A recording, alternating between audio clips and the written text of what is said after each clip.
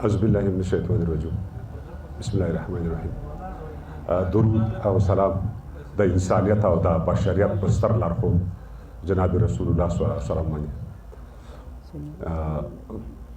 زه ځینې ملګري ناشنا دي او مشران نومونه چې کوم اخلي حاجي صاحب واخیستله نومونه نو بل طرف ته لاړم نو زه داسې څه نه لرم چې تاسو ته دم ګړی مخامخ کړم. البته په دغه ځای به کار کوو، حالات به وګورو چې کوم طرف ته روان دي. نو ما ډېره کاله مخکې ارواخان مولوي صاحب محمد یونس خالص یاد کړی و. البته څه ډېرې ستونزې یا وخت اوس تېر شولو، بیا نه راګرځوم. دوه ټوټې را سره وي. البته زه هم د خالص بابا په سپینه ګیره لوړه کوم. زه د خالص بابا په سپینه ګیره لوړه کوم. د حق دپاره به تر بر پورې جګړه کوم. د اولګل او ادم خان پړاو ته لار وباسم. دا د وزیر محمد ګل خان پړاو ته لار وباسم. خو د قیاس او د مجان دښمني نه پالمه. دا کوي ګټه که تاوان، دښمني نه پالمه. ایسته اجازه ده. کابل ناری وهي، بیا سید جمال الدین غواړي او شیر علي خان، سید اکبر خان او سبکتګین غواړي. بس د ماړه به وي په وینو په پیسو باندې و شراب ناڅا او په هلکانو او جنکو باندې. تا له خیرو څیرې ګریوان نه حیا نه درځي نور. تاسو او خدای د افغانستان نه حیا نه درځي نور. نو هغه صافي مومن شنواري او خوږیاڼي مړه شوي، هغه ځاځي منګل ګربز زدران ترې مړه شوي. اوس یې زرګونه کیلومتره ځمکه بل لاندې کړه. ما ته یو رنګ دی که مارنګ او که په مغول لاندې کړه. نو د اوسني حالت ته دوه بیته دغه د شعر و څه که تر خطر ولګېده. ما د هغه د سټیج دپاره یو زه یو ګیله البته ملحمي ګیله کوم چې حاجي صاحب ما تعارفه ونه کړله. معنا دا شوله چې دی موږ هغه ملګری دی. بهرحال دا به زه بیا په خپله راتلونکي دغه کې ووایم. نو زه ډېر وړوکی وم، پېښور ته لاړم او البته د 7 کالو وم.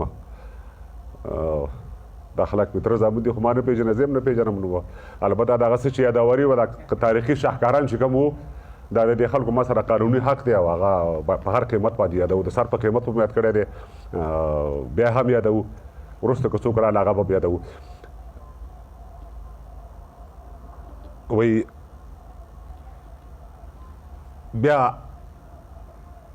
چې بیا د هر د قصابۍ سټکي ته څوک ختلی، کابل ناری وهي د بولۍ سټکي ته څوک ختلی. دا وار د ارګ د قصابۍ سټکی په وینو نشو، د ملالۍ او د ناهدې او ملالۍ ټکری په وینو نشو. د دوزخونو له تودو لمبو راووتمه، د دوزخونو له تودو لمبو راووتمه. د ازادۍ باد ته ولاړ سوي سینه سره وم او د آینې پر مخ غبار پروت که زما پر مخ دی. حالات تاوژن دي تر لږ وخته یارانه سره وم. موږ داسې نه وایو چې موږ یو د ځمکې په مخ. معلم صاحب زوی چېرته ووغه، موږ داسې نه وایو چې موږ یو د ځمکې پر مخ، خو بل څوک شته چې له لمدو غوښو بارود تاو کړي. او یو باید ورسره زه بیا پښتون شومه، ما بیا لمبو ته ځان ونیو، له زورورو مو د ژوند د راز میدان ونیو. غزل مې مخکې ویلی دی، یو هارون یو بهلول لښکر یې مات کړ، یو یې کند یو یې کچکول. لښکر یې مات کړ، پر مختللو وسایلو کار ورنه کړ. ها د زغرو منځ کې شپول لښکر یې مات کړ. محمد زوی د قاسم مبارک شه د ترخو مڼو پتول. لښکر یې مات کړ. معرکه د ابابیل او ابرهه ده، معرکه د ابابیل او ابرهه د لکعبې د پیلو ګول.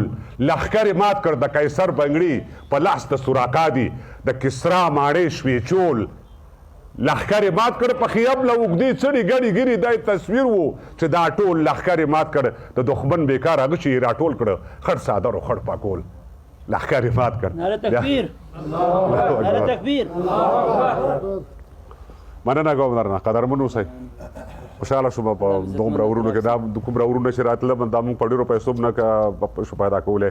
خو چون دغه یې دا د په مچۍ کې یو پاچا یا یو میري هغه چې کوم طرف ته روان شو نمبرګر ټول دا د خلکو په هغه دغه باندې دلالت کوي او د خلکو ډیر پاک پاریس کې وخت تیر کې مشران چې کوم هغه موږ لیکنې په باندې کړی بهرحال دا د خلکو په دې سپینایي باندې دلالت کوي چې معنا دا چې دغه خلک بغیر د توپک راغون شوي دي بغیر د پیسو بغیر د اورج بغیر د راشد راغون شوي دي نو تاسو هم ډاډه اوسئ ان شاء الله د قوم په سطح باندې تاسو په قوم کې خېش پی کړی دي پاک شپې کړی دي ملنګې شپې مو کړی دي دا خلک به درپسې کله زنه زما چاته الله حاضر ده که چاته زما اوستا نوم یې شو اورېدلو بیا د خوست را روان شوم چې د اجمل بابا وایي چې د یار نوم یې څوک اخلي ورپسې په اجمل کې دا مرض د لیونو دی بیا هم مننه ګوردنه قدرمن اوسئ مننه